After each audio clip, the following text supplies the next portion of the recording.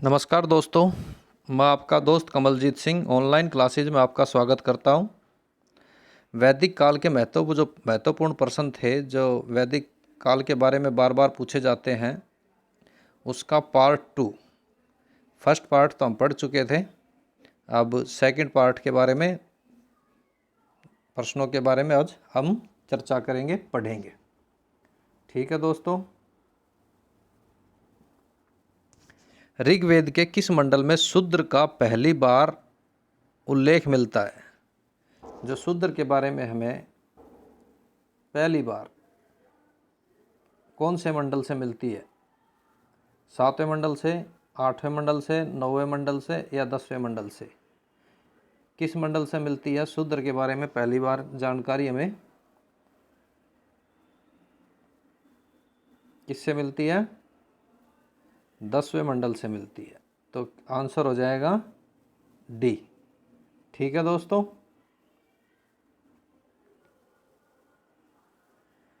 वैदिक धर्म के लोग किसकी उपासना करते थे? उपासना का मतलब क्या होता है?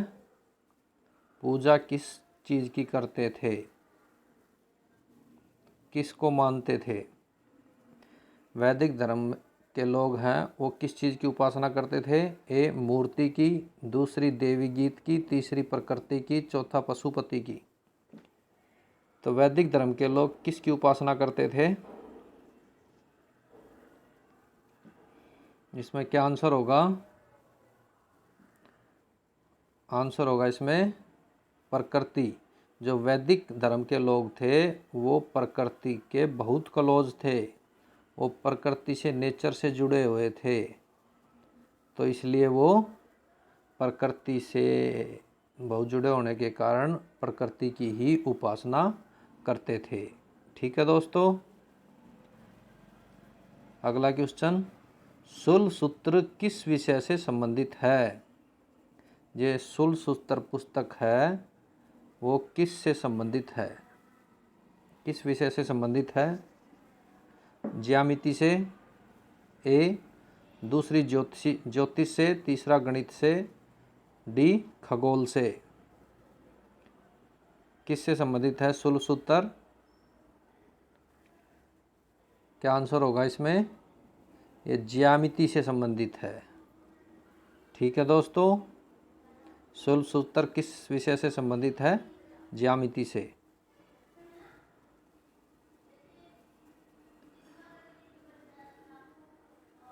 आर्य भारत में सर्वप्रथम कहाँ पर रहने लगे? आर्य हैं वो बाहर से आए थे, मध्य एशिया से आए थे। वो भारत में कहाँ रहने लगे?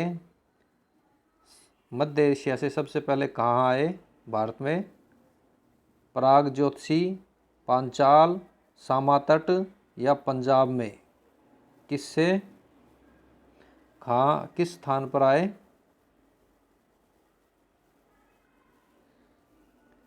जो आर्य हैं भारत में सर्वप्रथम कहाँ पर आकर रहने लगे?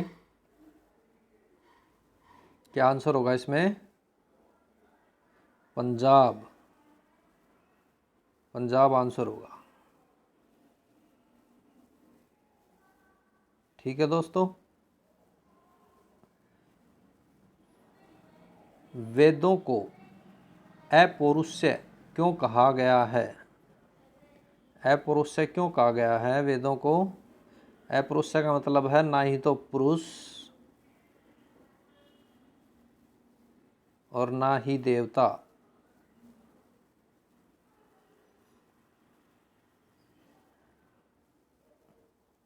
ना ही पुरुष ना ही देवता।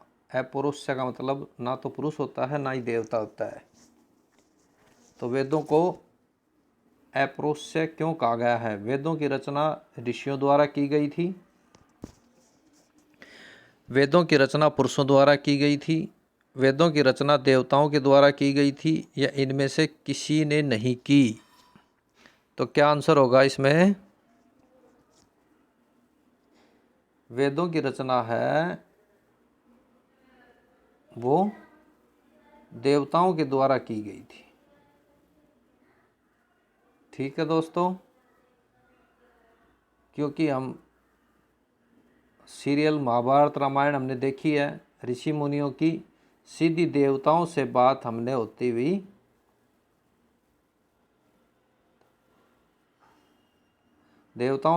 देखी है कि कभी सूर्य देव को स्मरण किया किसी मुनि ने तो वो प्रकट हो गए, कभी जल देवता से, कभी अग्नि देवता से। ठीक है, तो वेदों की रचना हुई है वो कैसे हुई है? देवताओं ने कोई बात बोली और उनको ऋषि मुनियों ने लिखा। ठीक है, राइटर का काम किया ऋषि मुनियों ने और बोला किन्होंने? देवताओं ने। जो इतिहास है उसमें वेदों की रचना है वो देवताओं ने की है। ठीक है, देवताओं के बारे में लिखा गया है। आंसर हो जाएगा इसमें, वेदों की रचना देवताओं के द्वारा की गई है। ठीक है जी। अगला प्रश्न, वह वैश्विक दर्शन के प्रतिपादक है। वैश्विक दर्शन के प्रतिपादक कौन है? पतंजलि, अलुक, कनंद, कपिल या अक्षपाद गौतम?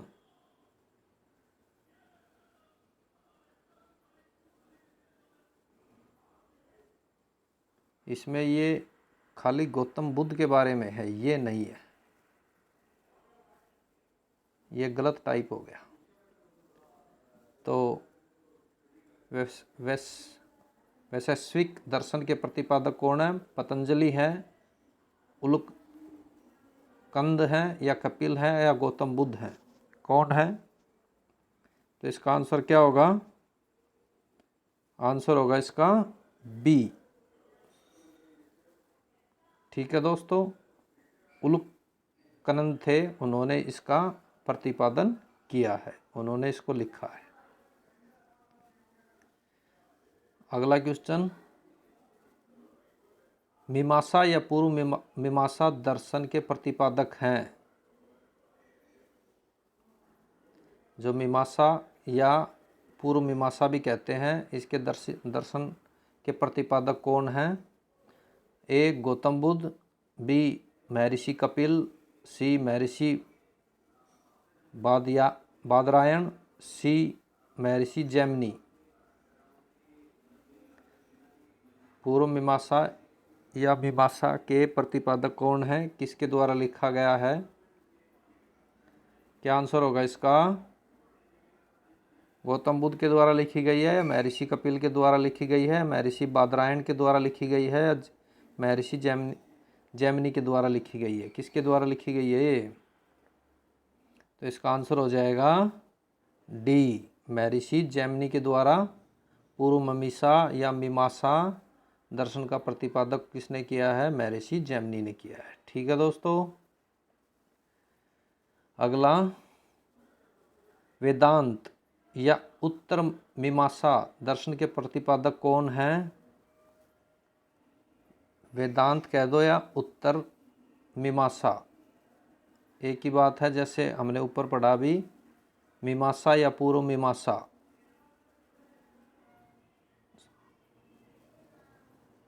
तो इसके प्रतिपादक कौन है? महर्षि बादरायण है, महर्षि कपिल है या गौतम बुद्ध है या महर्षि जैमिनी है? कौन है? इसका आंसर हो जाएगा ए, उत्तर मीमांसा या वेदांत के प्रतिपादक कौन है? महर्षि बादरायण है। ठीक है दोस्तों, आगे चलें। ऋग्वेद का कौन सा मंडल पूर्णतः सोम को समर्पित है? सोम को समर्पित है।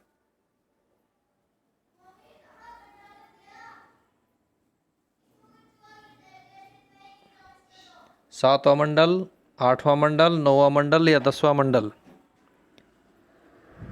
कौन सा होगा? 9वां मंडल ऋग्वेद का सोम को समर्पित है, 9वां मंडल। ठीक है दोस्तों, आंसर हो जाएगा 9वां मंडल सी। प्रसिद्ध 10 राजाओं का युद्ध, दास राज युद्ध किस नदी के तट पर लड़ा गया था? पहला कावेरी नदी, बी गंगा नदी, सी ब्रह्मपुत्र नदी, डी पुरुषनी नदी। जो 10 राजाओं का युद्ध हुआ, दास राज युद्ध, किस तट पर, किस नदी के तट पर हुआ था? किस नदी के तट पर हुआ था? क्या आंसर होगा इसमें?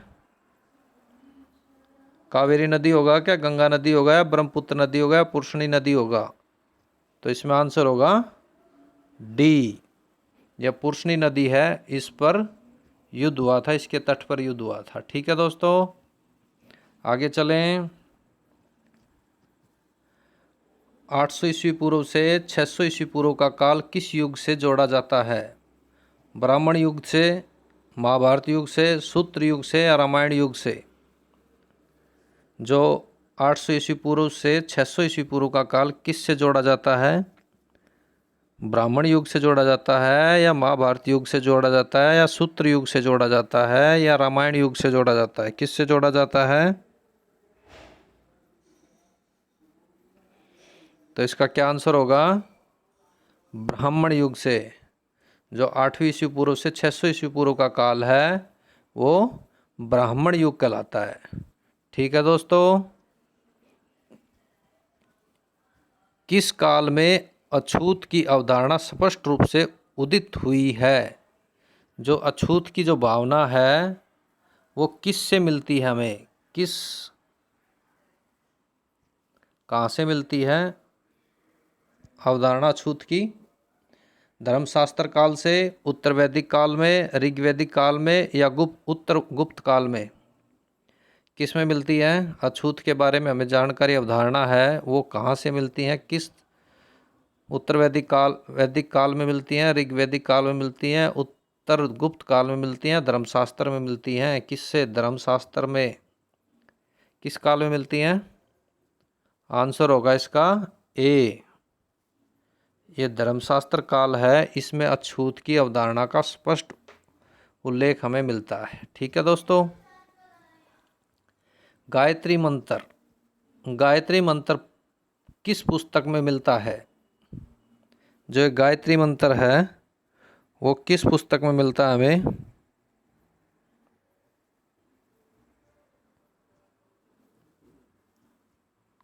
गायत्री मंत्र मिलता है भगवत गीता मिलता है, यजुर्वेद में मिलता है, ऋग्वेद में, या उपनिषद में? किस में मिलता है?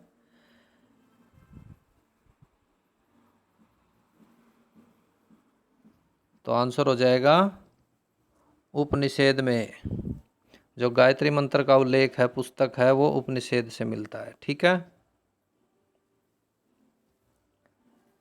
न्याय दर्शन का प्रसारित किया था किसने? महर्षि कपिल ने, महर्षि जैमिनी ने, महर्षि गौतम ने, महर्षि चारवाक ने। न्याय दर्शन का प्रसारित किसने किया था?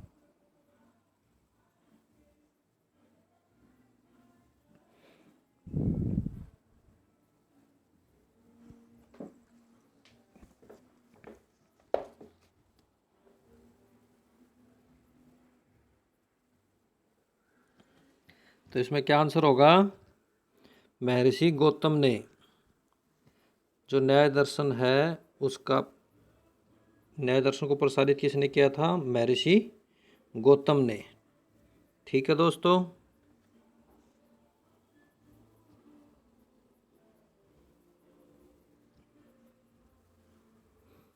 सॉरी यार, ये जो 14वां क्वेश्चन है, गायत्री मंत्र किस पुस्तक में मिलता है? इसमें सामवेद नहीं है, इसमें होगा आंसर ऋग्वेद होगा, ऋग्वेद। सी आंसर होगा इसमें, उसमें उपनिषद नहीं होगा, ये मैंने बता दिया गलती से। इसमें आंसर होगा ऋग्वेद। ठीक है दोस्तों, उपनिषद पुस्तकें हैं किस पर आधारित हैं? जो उपनिषद जो पुस्तक है उसमें किस चीज़ का मिलता है? दर्शन पर, विधि पर, धर्म पर, या योग पर? यह उपनिषद पुस्तक में किस चीज़ की जानकारी मिलती है हमें?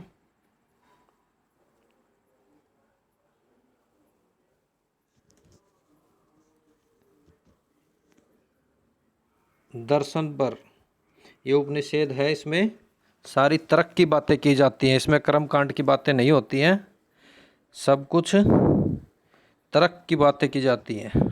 ठीक है, फैक्ट तर्क के बारे में बात की जाती है उपनिषेध में दर्शन पर। ठीक है दोस्तों, अगला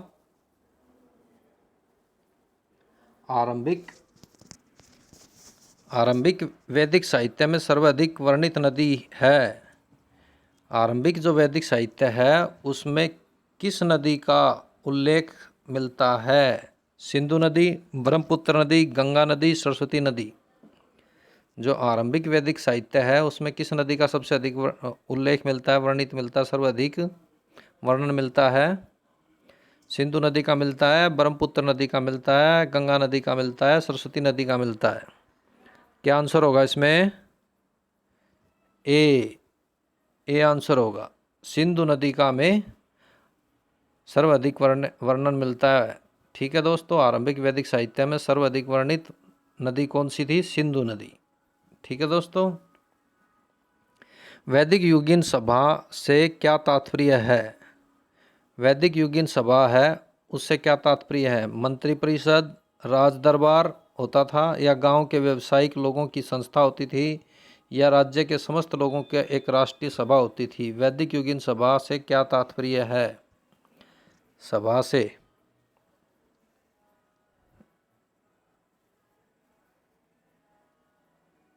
तो इसमें क्या आंसर होगा? मंत्रिपरिषद से। आंसर होगा इसमें ए। वैदिक युगीन सभा से तात्पर्य था इसमें मंत्रिपरिषद से। ठीक है दोस्तों, ये 18 क्वेश्चन थे इसमें सेकंड पार्ट में, जो बार बार एग्जाम में पूछे जाते हैं। ठीक है, तो अच्छे लगे तो लाइक करो, कमेंट करो और सब्सक्राइब करो चैनल को और शेयर करो। और किसी भाई को कोई डाउट हो तो मुझे कमेंट करके बता सकता है, मैं उसका डाउट दूर करने की कोशिश करूँगा। ठीक है दोस्तों, थैंक यू, धन्यवाद।